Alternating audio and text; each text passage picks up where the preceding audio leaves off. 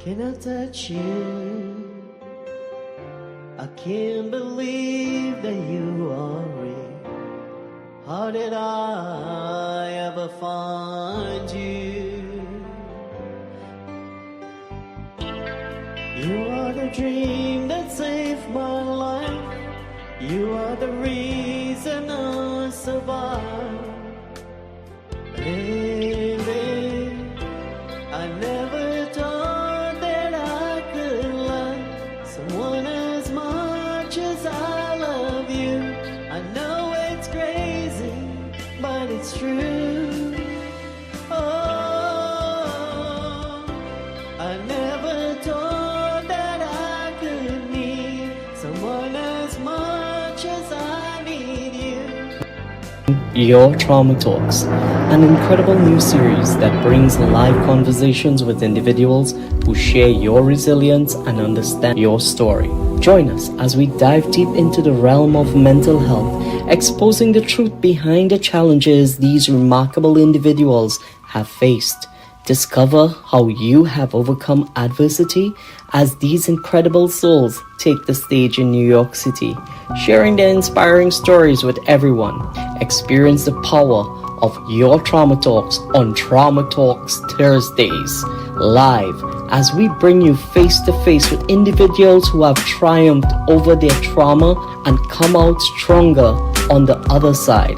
Hear their raw and honest accounts of their struggles and how they have found healing and hope in the midst of pain. Don't miss out on this rare opportunity to connect with those who truly understand what you are going through. Join us for an unforgettable evening every Thursday of sharing, support, and solidarity as we come together to break the stigma surrounding mental health. Experience the magic of your Trauma Talks live in New York City, where compassion and courage converge to create a space of healing and empowerment. It's time to speak up, listen, and learn from those who have walked a similar path. Yes, as it says, to those who have walked a similar path. Welcome everyone to Trauma Talk Thursdays, and it's raw. I want to thank all my rosters everywhere on my podcast, iHeartRadio, Spotify, on YouTube, on LinkedIn, on TikTok, Instagram, wherever you're watching us from and you're tuning in. I want to tell all of you, thank you. Without you, we cannot be here week after week. So I just want to shout out, to the person that's here today, who's about to share her story with all of you. I just want to tell her from the bottom of my heart, from now, thank you. Thank you for doing this. Her name is Maria Garcia. She's sitting backstage, eager to come on and share her story, her trauma story with all you amazing rosters. And guess what? Brittany Purr's Obscurum Nights. Yes, Brittany is backstage as well. But she comes up here and she shares with you all. So I'll bring her up in a minute. So how was everyone? How is all my rosters? How was your week? Put in the comments and let us know how was your week. Also, remember, when you watch us stream live and you ask a question or you comment and we speak about it, you get a shout out. Your shout out is heard all over where our podcast is heard. So here's what. To all of you looking on TikTok live as well, I want to say hello and I love you all. Please stay tuned as we give you a great shout out. Tamara Patrick is on with us. Jenny is on. Shanaz is on with us. And every one of you who is looking on as well. Listen, Ra loves you all. And this is what I want to tell you. Anything is possible in any way, at any time, at any moment, whether it's in a positive manner or in a negative way. See, as you will hear our amazing guest speak tonight, as she speaks about being 25 years old and having a stroke. Now, I'm 47 years old. By the blessings of God, I thank God for being healthy. But I remember it was being an early age as 25, hearing a story about a flower delivery guy who got an instant heart attack and found out previously he had strokes. Now, this guy was not obese. He had no health problems before or anything. He kept himself in such a way that he proved that he loved himself. But that's the thing. Anything can happen at any time, and you have to be ready for it. You have to understand that today we're up and shining and smiling, and tomorrow we do not know where our mental health will be. With that being said, do not stress on anything in life. Just go with the flow of it. You are blessed to be here. And if you look at the positives in it, you will see the brighter picture. I have been working with some amazing people, including my amazing superstar backstage, Brittany Purr, together with Anya Piskinoff. And I'm telling you all, their therapies work. You have heard me say Suzanne Finley, her sound therapy works.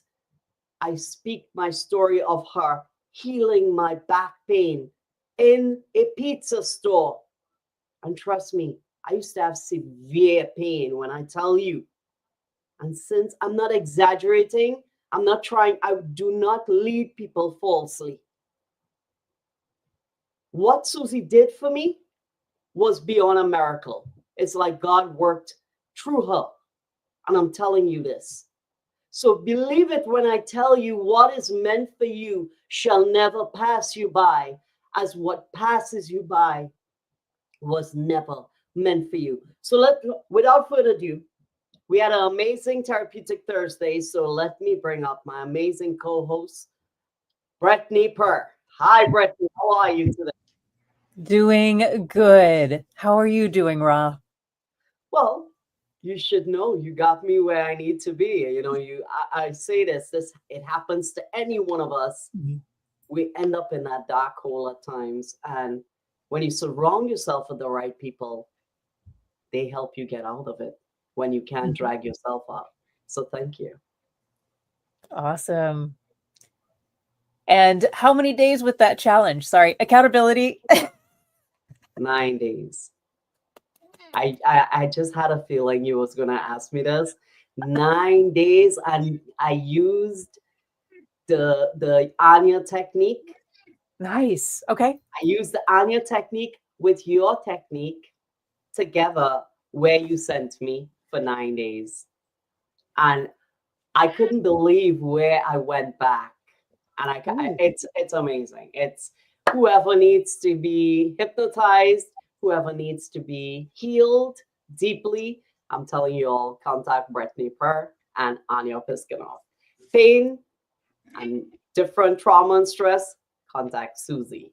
And for everything else, you watch your Trauma Talks. Trauma Talks Thursday, episode 48. Wow, Brittany Purr. Wow. Wow. So listen, Britt, I'll give you a second to share your stuff with them. All right. 5 minutes to share your week with everyone. Awesome. So besides accountability and starting out with that is what accountability can look like. Just checking in with someone. And I'm going to put it out there for our community, our viewers. Check in with someone, just one person this week. Ask them how they're doing. Have the conversation. Spend a little time with someone that you haven't been able to talk to for a while. And see what comes of that. You'd be surprised at what opens up. But other than that, the main thing that I've started touching on is laughter. Don't be afraid to laugh. Don't feel criticized against laughing. No matter how bleak things are, laughter is something that clears out like that. My cat walking by me, just smacking me with his tail. Don't be afraid to laugh. Don't be afraid to be lighthearted, even in the heaviest of moments, because that's what lightens the load. That's what brings the light through in a very dark time, whatever you're dealing with. Laugh. Take that time, create that space to just go out and laugh. That is part of self-care. And, one of the things that I think people sometimes struggle with is when you witness someone else that maybe isn't dealing with your situation or circumstances, and you see them laughing, and you just kind of think to yourself, how can they be happy with what's going on in the world? How can they just laugh? And that's the thing you get to ask yourself is, how dare I restrict myself from being able to laugh? I have a friend who is an Emmy Award winning comedian, and one of his organizations is around laughter, and he moved into healing people through laughter and has incredible stories. And it's almost like, the shamanistic drums. When you laugh, it cuts through the negativity. Even if you just start with pretending, that energy rolls into a real laugh. It's the same thing as passing by someone and just giving a smile. And then they reflect that smile back at you. Hopefully, usually, most of the time they will, not always. But laughter is that energy. Laughter is that little glimpse of self-care. So if you're dealing with something that's really heavy, if you're experiencing these times that are an upheaval of multiple different systems and different things, and you're feeling uncomfortable or concerned or scared, take the time to pop on a funny video, something to give yourself lightness in midst of everything that is happening and everything that's going on. Because laughter is a force of healing. It is a force of cutting through negativity, darkness, whatever. It takes up a space. It is infectious surrounding us. So that's something that kind of stuck with me this week, is I was able to go to a show the other day, and at some point that little feeling, that little tinge of like guilt kind of welled up in me, and I was like, no, I get to claim this space. I get to enjoy this moment, and most of all, I get to be present, fully present to where I'm at, and really enjoy and immerse myself in this space where laughter is meant to happen. And I just want to invite you, our community, to join me in that space this week, to take some time off from your daily monotony, to laugh, to find something funny, and just give that hearty laugh. Or even if you need to fake it till it comes through, just take that time to laugh. And that is my wish for you all this week. All right, Ra, come back up. Yay. All right, so we're doing good. We have like 100 and something people on Instagram. So hello to everyone. I see Chandani there. We have people on Facebook. We have people on YouTube. We have Jenny watching. We have Tamara Patrick watching. We have people like Shanaz on here. And she's even on TikTok. We have everyone on TikTok watching, over 100 people. It's cool. It's really, really nice doing this for the community, as you said. And as I say all the time, mental health affects the 8+ billion people on this planet. Mental health and trauma comes in all different types of ways, and it's how you perceive it in your ways. And one of the things that I have learned is that it will hit you, and when it hits you, only you can handle that. You have to know, and you have to know how to handle it. So, Brittany Purr, it's time for us to hear the amazing stories of these amazing souls that comes here week after week. like next week. We got double trouble because we have two guests next week, not one, but two amazing guests, and both of them will tell two different tales. But it's their story, it's their resilience, it's their truth. As they share it with you to understand you are not alone.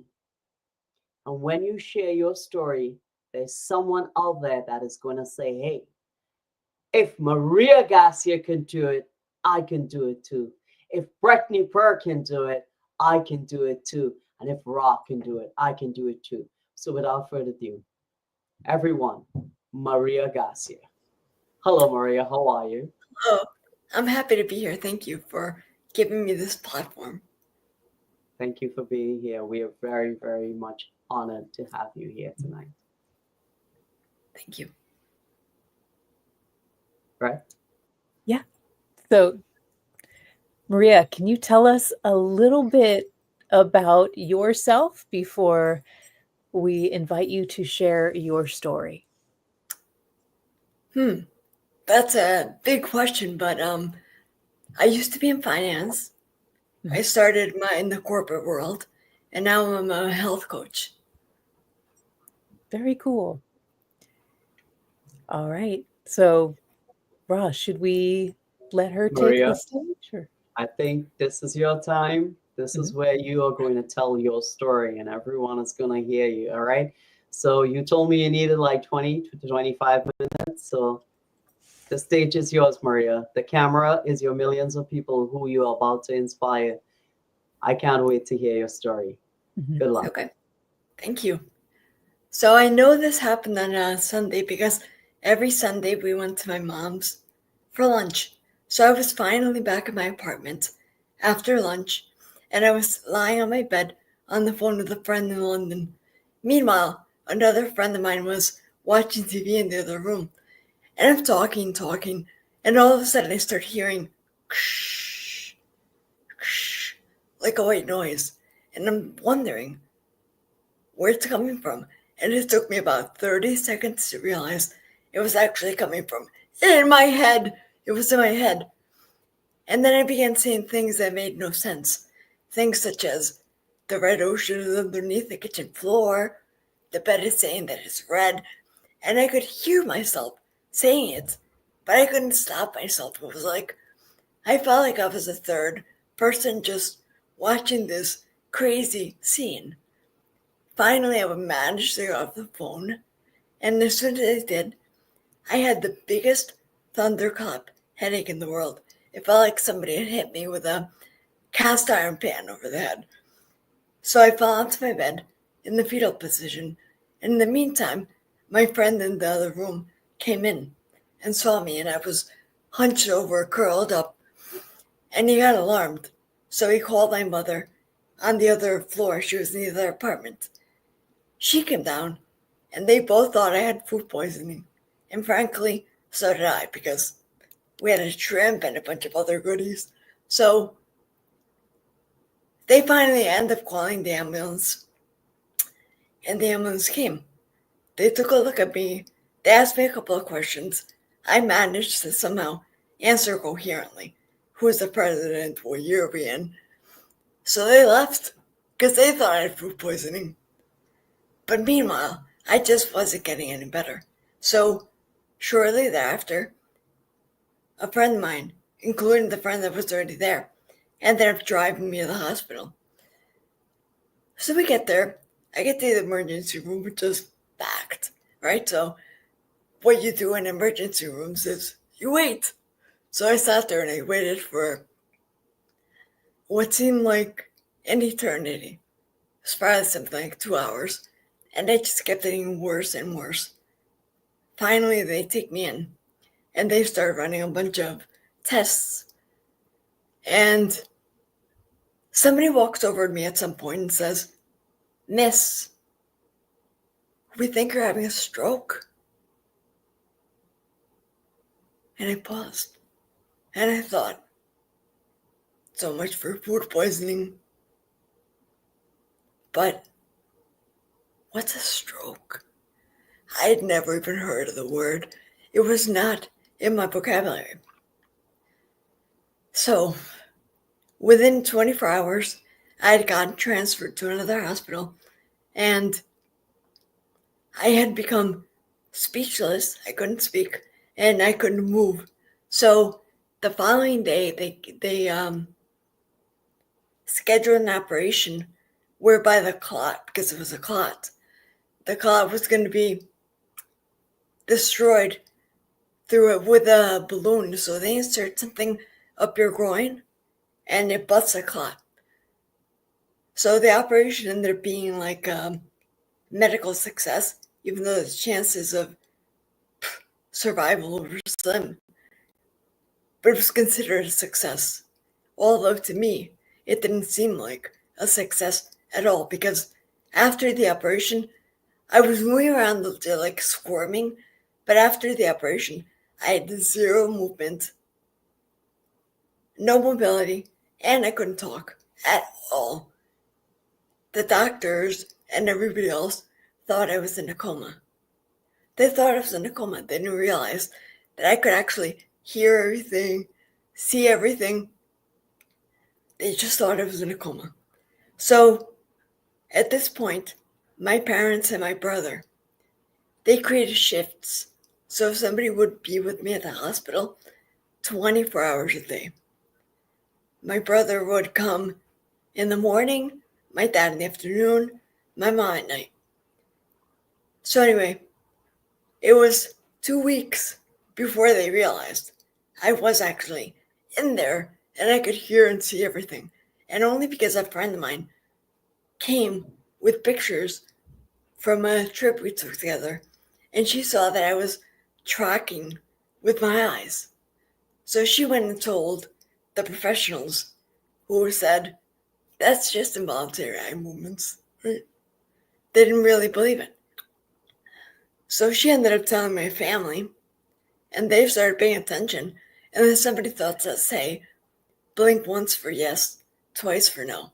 And that's how they realized, wow, she is actually in there. So to make a long story short, we created a way to communicate, spelling out the alphabet. So somebody would actually spell the alphabet, and I would just blink on the letter. And then finally, when I began to move, it was probably 3 weeks later, and I began to move a finger like this, not even half an inch. And that's how it all progressed. So anyway, I still remember one night, I woke up gasping for air. They had taken me from the ICU, or the emergency unit, down to a stroke unit, and they had removed the breathing tube. But that night, I woke up gasping, and all of a sudden there was commotion everywhere, and then everything went black, and I thought, am I dead? Bliss. I was happy. I thought I had died. But then what seemed like a second and an eternity, I realized, oh my gosh, this really is my life. I'm still in that damn hospital bed. And the point of me telling that story is that had it not been for my mother being there that night, the staff would have never gotten to me in time, and I would have really lost my life. But here I am. I guess it was my fate to still be here. So anyway, that happened. Then I ended up going to a rehab hospital 2 months after the original hospital. So 2 months at one hospital, then I went to a rehab hospital, and I thought to myself, oh my gosh, I'm so happy I'm not gonna have to stare at the freaking same ceiling day in and day out. I get to actually go somewhere and they're gonna patch me right up, and this will be just a bad memory. And I was excited too, because this had been the rehab hospital that Christopher Reeve that makes me emotional because I recently saw the documentary. But anyway, that he had been at, so I had high hopes. So I get there, I'm in a room, I'm getting interviewed by the head neurologist. They introduced me to the therapist, and I was going to be having therapy 3 hours a day. So the following morning, I go to therapy, and my therapist, Erica, she hands me a hairbrush, and she says, comb your hair. By this time, I could move my right arm. Not totally, but I could move it a little bit. And I still was not walking. So she gives me the brush. I thought to myself, oh, this is easy. And I got to like here. And I couldn't put the brush to my head. And all of a sudden I began just wailing and crying because I realized, oh my God, the mountain that lays ahead, right? So anyway, I was there at the hospital for 2 months. After the 2 months, I got released because my insurance went out, so I ended up going home in a wheelchair. I thought I'd be walking by then, but I was not. So I went home in a wheelchair.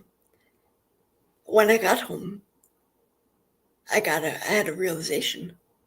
I realized my wheelchair did not fit through any of my doors. So that's when I graduated to using a walker, at least inside the house. It was a necessity, basically. Poof. At this point, my family, namely my brother and my mother, became like drill sergeants. I was doing therapeutics, basically all day long. My brother would come over. I remember he would have me doing squats, holding onto my bed, and just all kinds of like crazy things. And you know what? I'm so thankful for that because my family, they held on to hope when I had none left. To me in my head, I had basically thrown in the towel. I was done. So anyway, I was home doing the therapy. A therapist would also come over and do therapy with me. And then when I was finally potty trained, because I had to wear adult diapers. That was very humbling. So anyway, I ended up going to outpatient therapy. All along, I progressed from a quad cane. No, I mean, I don't even know what they're called, walker. I progressed from the walker to a quad cane to just all different kinds of canes. Then ended up joining a gym when I could finally walk on my own. I was stable enough. And although I was very far from what I used to be, I was still able to walk by myself. So I would just go to the gym and I joined a yoga class because it was easily adaptable. And the magic of that class was that was the first time that the black cloud was lifted from my head. So not only was it something that was very adaptable for me and easy to follow, but it was a great mental exercise. So anyway, to make a very long story a little bit shorter, I ended up going to school. I got into NYU for a translation course. And I just started living my life. It had been 10 years. It took me 10 years to get to 70% recovered. And I thought, all right, that's my life. I've practically been dead. So 70% is pretty damn good. And that's what I was doing. So then 15 years after the stroke, I saw an ad for a nutrition course. And I was immediately interested, but only because I had been playing with my diet for years. I had gone through macrobiotics, pescatarian. I was newly a vegetarian. So I thought, okay, whatever, I want to join this course and see what else I can learn. Never in a million years did I think anything could or would change, because I had been at a plateau for 5 to 7 years. So I didn't think anything was possible. Within 6 months from the start of the course, a miracle. I ended up recovering 20% more, and I finally got my life back. I finally got my life back 15 years after a stroke, and I thought, this is sorcery. How can this happen? How does the human body do this? Through nutrition, just food.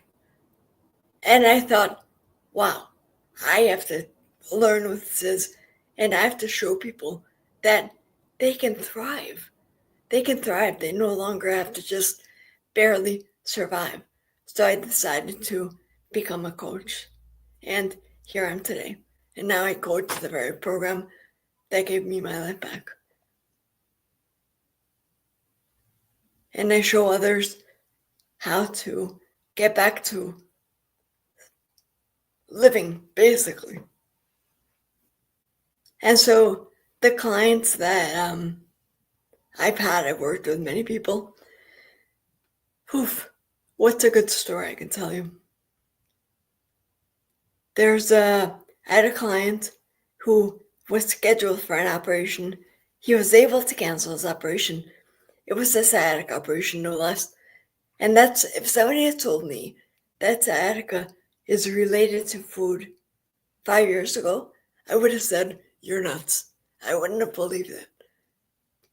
But today I know that it's totally related, because food is related to every part of your life. It's the foundation. So that's what happened to him. And he stopped using reading glasses. So that was amazing. Also, I had another client who was injecting insulin for many years. She was 86. I think she was up to something like 53 units.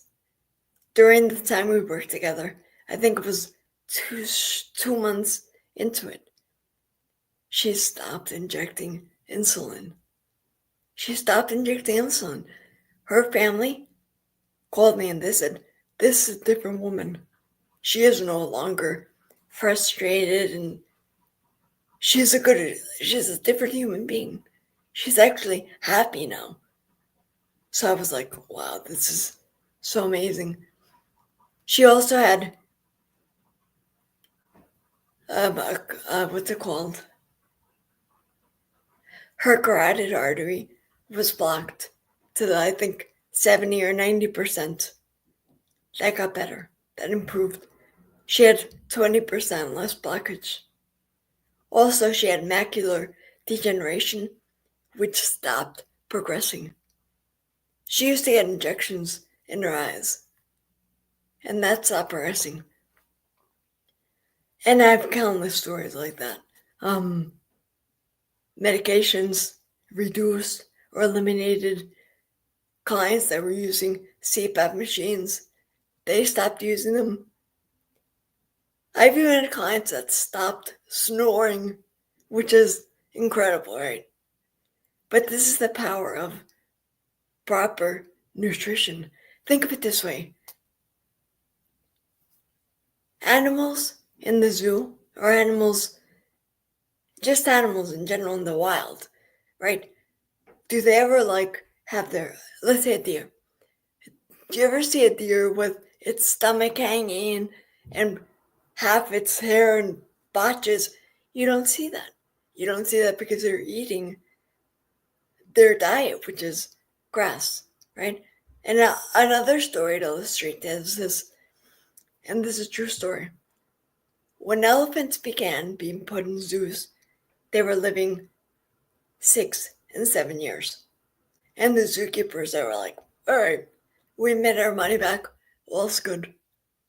But then they learned that in the wild, elephants actually live 60, 70, sometimes even 80 years. And all of a sudden they were like, oh, my poor pockets. So they began to feed the captive elephants the same diet as the elephants in the wild. And lo and behold, the captive elephants began to live almost as long. Not quite as long because they're not free, so that's stress on them, but almost as long. And that's what's going on today. We are eating in captivity. We're not eating the food that we were designed to eat. If we eat the proper human diet, if we give our body the right building blocks, the body is miraculous in its capacity. I've seen mood improve, just mood. By eating the proper diet, your mood shifts. You actually become happy. So that's amazing. So that is the power of food. And we take it for granted because we have never been taught otherwise. We learn about calories, but that is just the power of proper nutrition. Wow, Maria. What a journey. What an experience and experiences. Wow. So I want, before, to jump in and something different, people looking in on LinkedIn, we don't get their comments, but there's someone here. International Trade Council says, Rahul K. Maharaj, Maria's resilience is inspiring. Her journey shows us the strength of self-discovery and nutrition. How can we support others on similar paths? Thank you so much, International Trade Council, for actually pointing that out and letting us know that about Maria, and thank you so much for coming out here. I saw when you get emotional.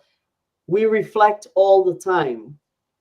I listen to someone's keynote speech, and I always tell people, according to my topic, I switch up minds. And when you do that, you reflect. And when you reflect, as much as you heal, you still feel it because you are human. And I understand for some people it's hard and it may trigger something, but you need to go back to that moment to heal. So Maria, once again, I want to tell you thank you. I just want, before I give it to Brittany Per, let's shout out some of the people.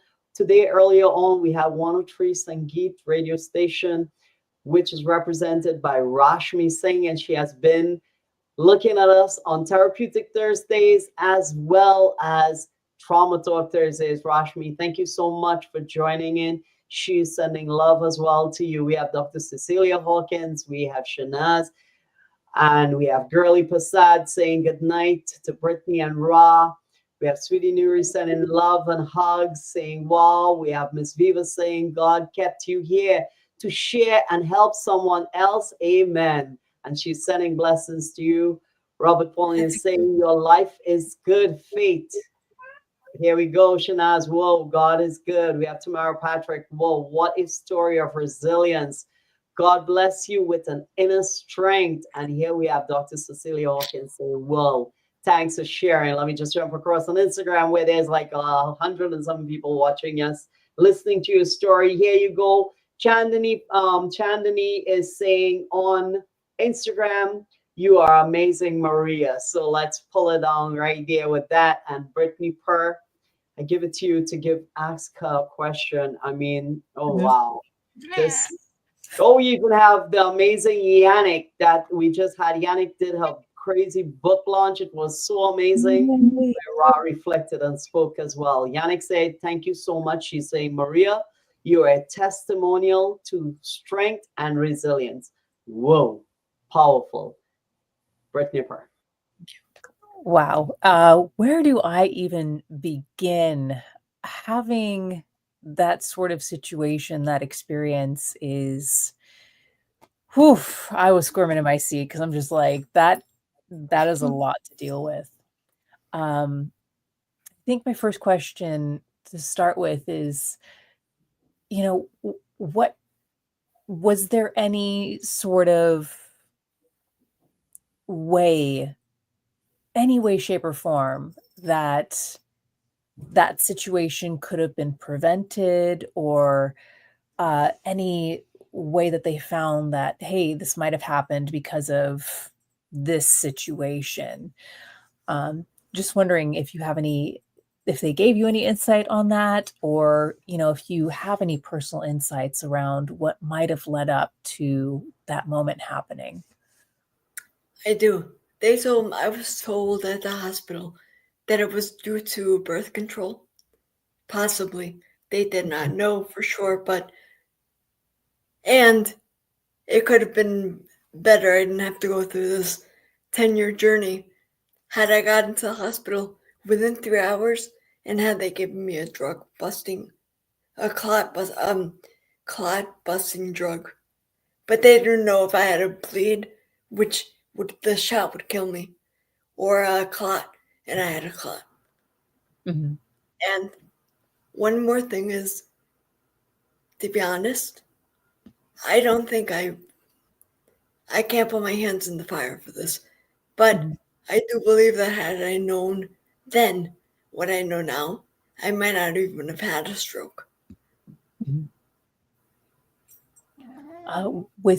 With that, like, is there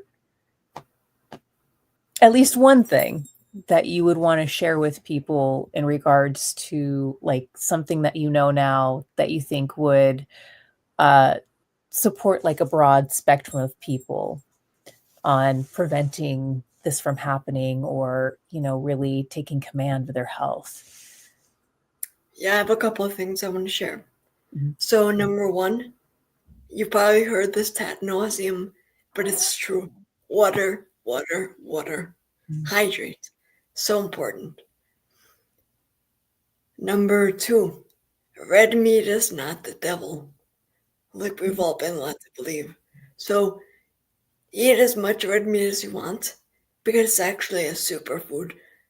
The only caveat is, when you eat the red meat, your digestion processes it better if you eat it with a salad, for example, or a green vegetable. You don't want to mix your meat, protein with carbs.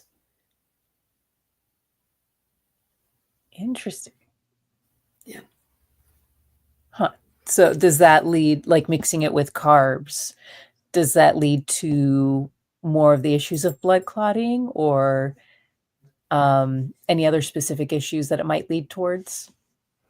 Not necessarily clotting, however, it hampers your digestion, because Okay. your digestion, your stomach needs to be very acidic, which it is, but to digest meat, it needs acid, and to digest carbs, it needs to be more alkaline. So when you're mixing the two, you're actually slowing your digestion down. All right. That makes sense. Ra, welcome back. Yeah, thanks. I like that. We have some people on TikTok commenting as well. We have people. You have Jenny is saying, "Where can we get in touch with you, Maria, for nutritional information?" Like that. So Maria, please put your information in the comments, your email address or your Facebook or Instagram, Maria Garcia. Follow her and she will get you those tips. And Jenny maybe will get you an email address. So Maria, let's right here. It's heavy, so let's take a break off the trauma and talk about next week and our two amazing guests again. But guess what? Next week is the 13th of February. Now, what happens on the 14th of February? Love is in the air. Yay! So with love in the air, Ra won an award 2 years ago for a music video that he covered and created an amazing story for. So this year, again, sending this story and this song that will be aired next Thursday, live on Trauma Talks Thursday. While we have trauma, we are going to bring you love in a different story that you all will really love and appreciate. So, those of you on my TikTok, I'm telling you to get shout out. You need to join Mr. Trauma Talks on YouTube. You have to join us either on YouTube, Facebook, Instagram, whereas you can comment and people can hear your shout out. You can comment and send your shout outs to your loved ones. It could be your mom, your brother, your sister, your boyfriend, your girlfriend, your husband, your wife, your somebody that you love. Send a request. Say, Ra and Brittany, shout me out for loving myself. You can do that too. So guess what? Next week is a whole episode of mental health, love, and trauma. And I love that. It comes together.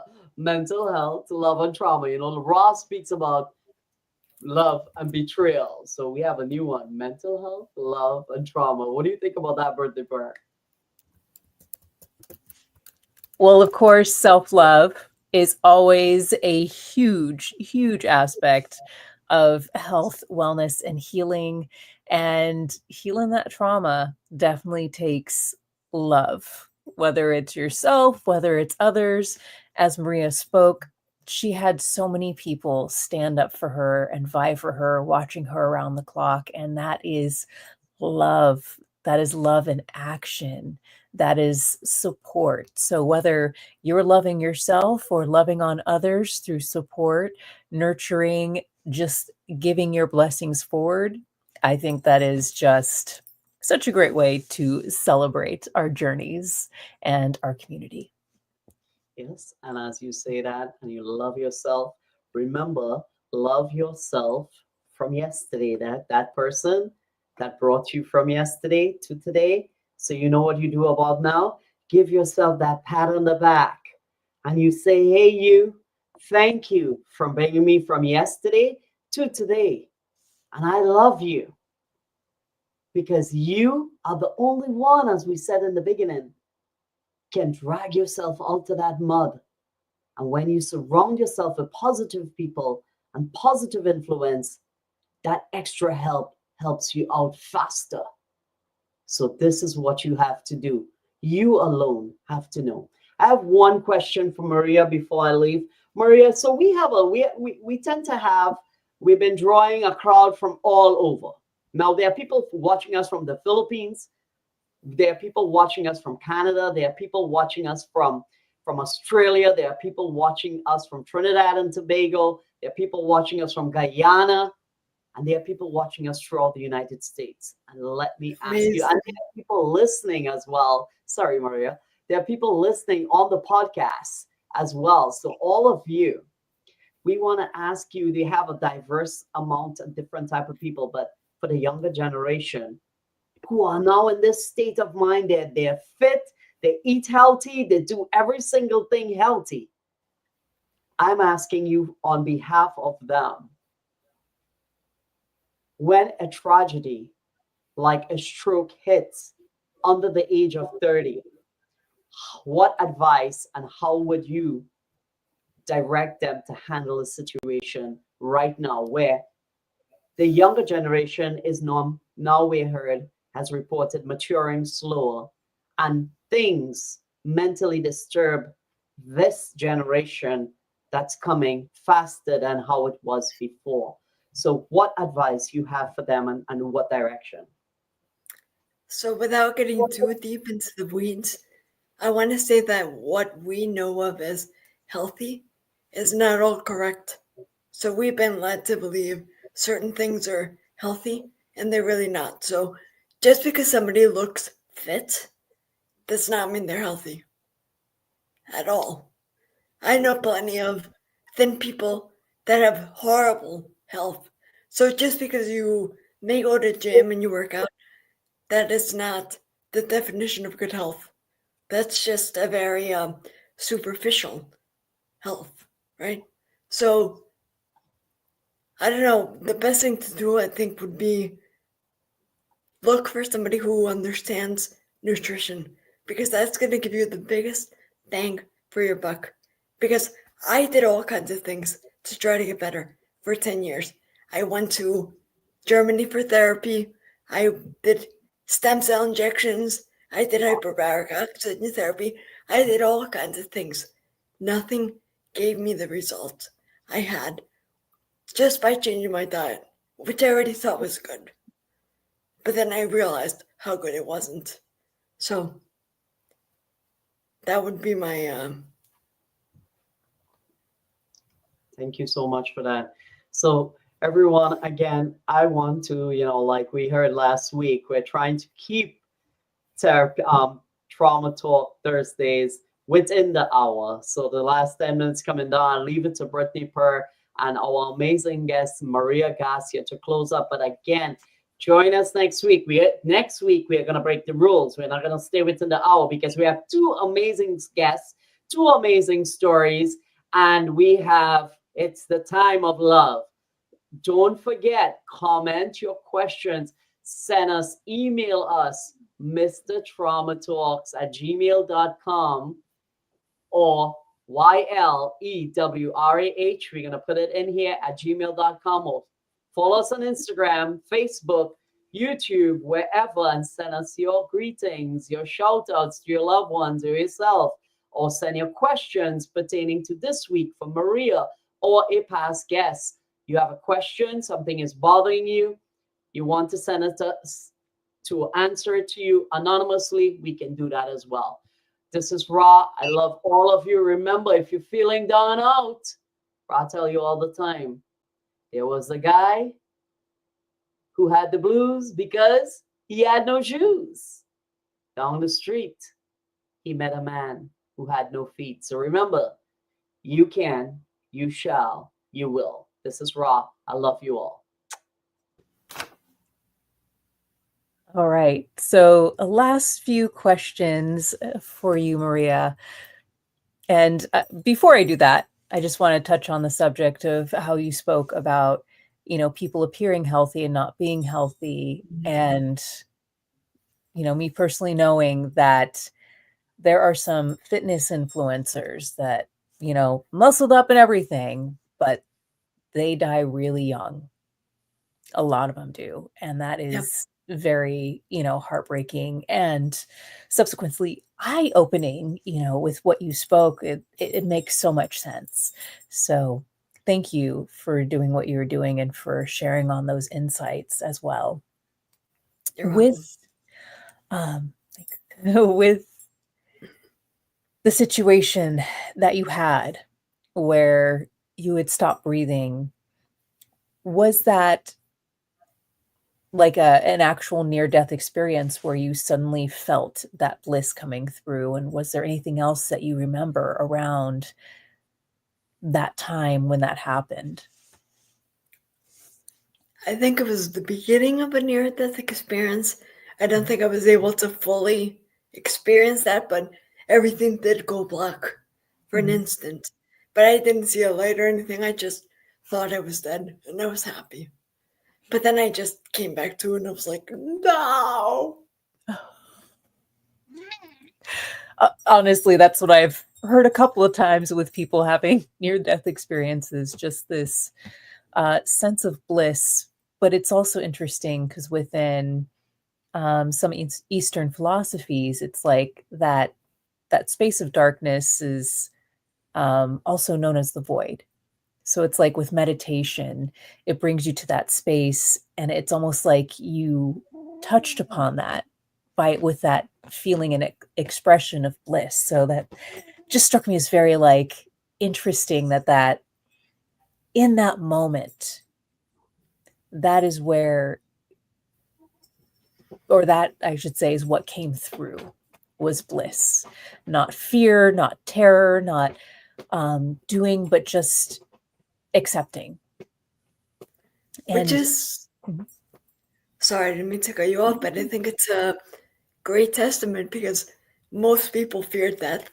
And if that's what death is like, I wouldn't mind dying because it was total happiness. Mm-hmm. Interesting. And so my question onto that, do you think that acceptance has helped you on the journey afterwards and supported your clients as well? I would say yes. And it was also very hard for me to accept my circumstances because, again, I was 25. All my friends are going to bars and doing all those things, and I couldn't do any of that. So I was poor, pitiful me for a very long time.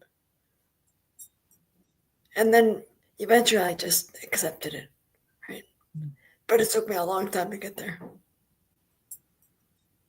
Awesome. Thank you for sharing that, because I think that touches on a lot of people that, are struggling in the moment, and knowing that, acceptance doesn't always come in a blink of an eye. But once that happens, it seems like things tend to change into more of a purposeful stance. Yes. Awesome. Thank you so much. So 2 more things.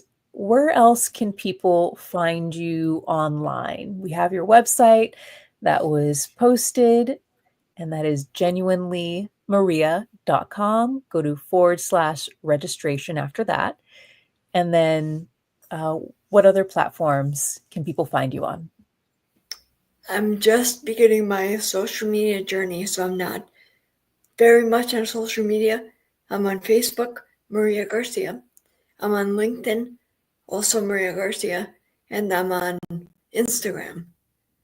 Genuinely, the handle is at genuinelymaria.wf, but there are kind of crickets in there because I have not been big on social media, so Okay. the best place is my website. Perfect. And the last question is, what is one thing that you feel led to share with our community on, that one thing that kept you going, kept you getting stronger, kept you moving forward into a brighter future and stronger purpose? Can you share that with our community? Oh, that's a big one. I think what kept me going for a long time was the fact that I didn't want to live like that for however many years I'd left to live. And then after it became my purpose, my mission is to empower others to seek their own lives back and reclaim their health. And to know that we don't have to just barely survive, we can actually thrive. Beautifully stated. Thank you so much for your wisdom, for your story, for your strength, your resilience, your perseverance, insights, and wisdom. Thank you for sharing that with us today. I value and appreciate you. And likewise to our community, thank you for joining us week after week here on Trauma Talk Thursdays. And we hope that you will join us in New York in May, live on stage in Broadway. And stay tuned for more information on that. Also, be sure to subscribe, and share this episode with someone who might need it, who might be struggling with similar circumstances. So many people go through these things daily. Please share it forward. And as I said earlier, check in with someone that you haven't talked to for a while and see how they're doing. And as always, we will see you next week. Lots of love, and thank you for joining us. Don't forget to like and subscribe, and follow Maria on our platforms.